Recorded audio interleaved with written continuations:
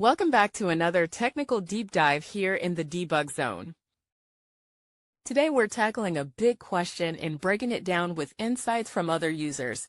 Hopefully this clears up some misconceptions and helps you get the answer you need. So buckle up, stay a little curious, and let's jump right in.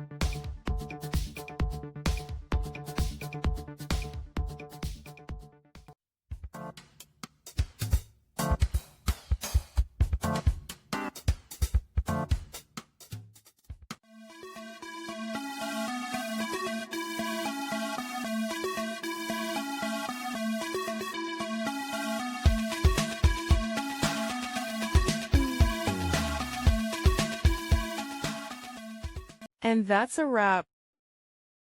I hope you found the answer you were looking for. If you did, take a second to hit that subscribe button. It really helps out. And let me know in the comments which solution worked best for you. See you next time in the debug zone.